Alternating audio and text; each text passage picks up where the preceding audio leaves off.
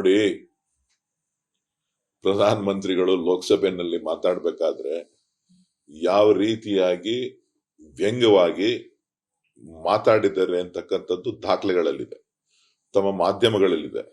ತಾವು ದಯವಿಟ್ಟು ಅದನ್ನ ಪ್ರಧಾನ ಮಂತ್ರಿಗಳಿಗೆ ಮತ್ತು ಭಾರತೀಯ ಜನತಾ ಪಕ್ಷದ ನಾಯಕರುಗಳಿಗೆ ಹೇಳ್ಬೇಕಾಗ್ತದೆ. ಪ್ರಧಾನ ಮಂತ್ರಿಗೆ ಒಂದ್ ನ್ಯಾಯ, ಬೇರೆಯವ್ರಿಗೊಂದ್ ನ್ಯಾಯ ಅಲ್ಲ, ಎಲ್ರಿಗೂ ಒಂದೇ ನ್ಯಾಯ. ಯಾವ ರೀತಿ ಇವರು ಮೇಜ್ಕುಟ್ಟಿ ನಮ್ಮ ನಾಯಕರುಗಳನ್ನ ಆಡ್ಕೊಳ್ಬೇಕಾದ್ರೆ, ವ್ಯಂಗ್ಯವನ್ನ ವ್ಯಕ್ತಪಡಿಸಬೇಕಾದ್ರೆ ಯಾವ ರೀತಿಯಾದಂತ ಸಂತೋಷವನ್ನ ವ್ಯಕ್ತಪಡಿಸಿದ್ದಾರೆ ಇಡೀ ಸದನದ ಭಾರತೀಯ ಜನತಾ ಪಕ್ಷದ ಸದಸ್ಯರು ಯಾವ ರೀತಿ ಹೇಳಿಕೆಗಳನ್ನ ಕೊಟ್ಟಿದ್ದಾರೆ ಅಂತಕ್ಕಂಥದ್ದನ್ನ ನಾವೆಲ್ಲರೂ ಕೂಡ ನೋಡಿದ್ದೇವೆ, ಕಣ್ಣಾರ ನೋಡಿದ್ದೇವೆ.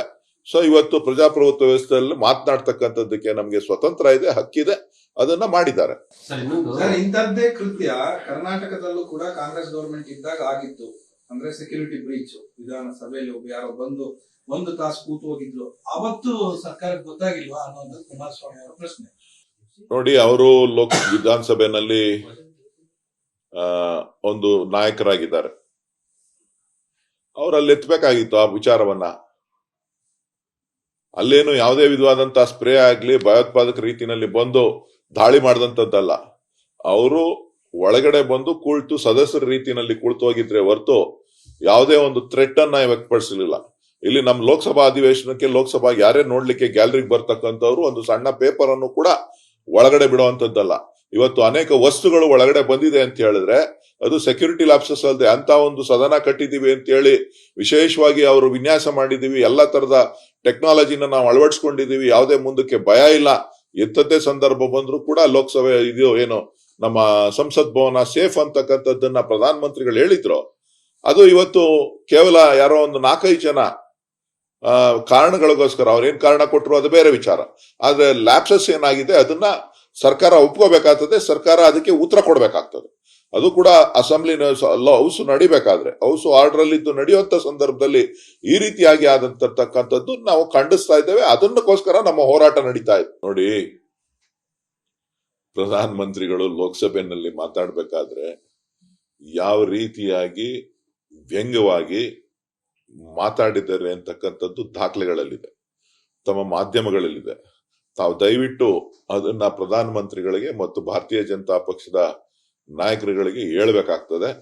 ಪ್ರಧಾನ ಮಂತ್ರಿಗೆ ಒಂದ್ ನ್ಯಾಯ, ಬೇರೆಯವ್ರಿಗೊಂದ್ ನ್ಯಾಯ ಅಲ್ಲ, ಎಲ್ರಿಗೂ ಒಂದೇ ನ್ಯಾಯ.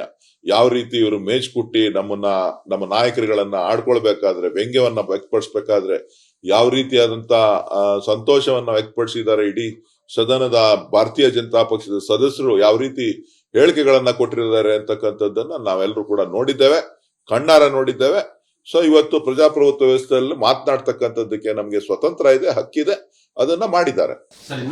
ಇಂಥದ್ದೇ ಕೃತ್ಯ ಕರ್ನಾಟಕದಲ್ಲೂ ಕೂಡ ಕಾಂಗ್ರೆಸ್ ಗವರ್ಮೆಂಟ್ ಇದ್ದಾಗ ಆಗಿತ್ತು. ಅಂದ್ರೆ ಸೆಕ್ಯೂರಿಟಿ ಬ್ರೀಚ್, ವಿಧಾನಸಭೆಯಲ್ಲಿ ಯಾರೋ ಬಂದು 1 ತಾಸು ಕೂತು ಹೋಗಿದ್ರು, ಅವತ್ತು ಸರ್ಕಾರಕ್ಕೆ ಗೊತ್ತಾಗಿಲ್ವಾ ಅನ್ನೋದು ಕುಮಾರಸ್ವಾಮಿ ಅವರ ಪ್ರಶ್ನೆ. ನೋಡಿ, ಅವರು ವಿಧಾನಸಭೆಯಲ್ಲಿ ಒಂದು ನಾಯಕರಾಗಿದ್ದಾರೆ, ಅವರಲ್ಲಿ ಎತ್ತಬೇಕಾಗಿತ್ತು ಆ ವಿಚಾರವನ್ನ. ಅಲ್ಲೇನು ಯಾವುದೇ ವಿಧವಾದಂತಹ ಸ್ಪ್ರೇ ಆಗ್ಲಿ ಭಯೋತ್ಪಾದಕ ರೀತಿಯಲ್ಲಿ ಬಂದು ದಾಳಿ ಮಾಡಿದಂತದ್ದಲ್ಲ. ಅವರು ಒಳಗಡೆ ಬಂದು ಕುಳಿತು ಸದಸ್ಯರ ರೀತಿಯಲ್ಲಿ ಕುಳಿತು ಹೋಗಿದ್ರೆ ಹೊರತು ಯಾವುದೇ ಒಂದು ಥ್ರೆಟ್ ಅನ್ನ ವ್ಯಕ್ತಪಡಿಸಲಿಲ್ಲ. ಇಲ್ಲಿ ನಮ್ಮ ಲೋಕಸಭಾ ಅಧಿವೇಶನಕ್ಕೆ ಲೋಕಸಭಾ ಯಾರೇ ನೋಡ್ಲಿಕ್ಕೆ ಗ್ಯಾಲರಿಗೆ ಬರ್ತಕ್ಕಂಥವ್ರು ಒಂದು ಸಣ್ಣ ಪೇಪರ್ ಅನ್ನು ಕೂಡ ಒಳಗಡೆ ಬಿಡುವಂತದ್ದಲ್ಲ.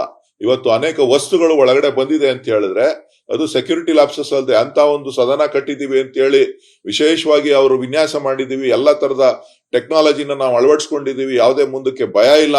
ಎಂಥದ್ದೇ ಸಂದರ್ಭ ಬಂದ್ರು ಕೂಡ ಲೋಕಸಭೆ ಇದು ಏನು ನಮ್ಮ ಸಂಸತ್ ಭವನ ಸೇಫ್ ಅಂತಕ್ಕಂಥದ್ದನ್ನ ಪ್ರಧಾನ ಮಂತ್ರಿಗಳು ಹೇಳಿದ್ರು. ಅದು ಇವತ್ತು ಕೇವಲ ಯಾರೋ ಒಂದು 4-5 ಜನ ಕಾರಣಗಳಿಗೋಸ್ಕರ ಅವ್ರೇನ್ ಕಾರಣ ಕೊಟ್ಟರು ಅದು ಬೇರೆ ವಿಚಾರ. ಆದ್ರೆ ಲ್ಯಾಪ್ಸಸ್ ಏನಾಗಿದೆ ಅದನ್ನ ಸರ್ಕಾರ ಒಪ್ಕೋಬೇಕಾಗ್ತದೆ, ಸರ್ಕಾರ ಅದಕ್ಕೆ ಉತ್ತರ ಕೊಡ್ಬೇಕಾಗ್ತದೆ.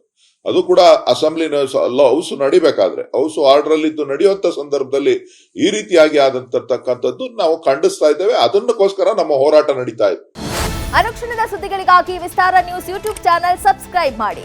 ಹೊಸ ಸುದ್ದಿಗಳ ನೋಟಿಫಿಕೇಶನ್ಗಾಗಿ ಬೆಲ್ ಐಕಾನ್ ಕ್ಲಿಕ್ ಮಾಡಿ. ಲೇಟೆಸ್ಟ್ ಅಪ್ಡೇಟ್ಸ್ಗಾಗಿ www.vistaranews.com ವೆಬ್ಸೈಟ್ಗೆ ವಿಸಿಟ್ ಮಾಡಿ. ಅಂಗೈಯಲ್ಲೇ ಜಗತ್ತಿನ ಸುದ್ದಿ ತಿಳಿಯಲು ವಿಸ್ತಾರ ನ್ಯೂಸ್ ಕನ್ನಡ ಆಪ್ ಡೌನ್ಲೋಡ್ ಮಾಡಿ.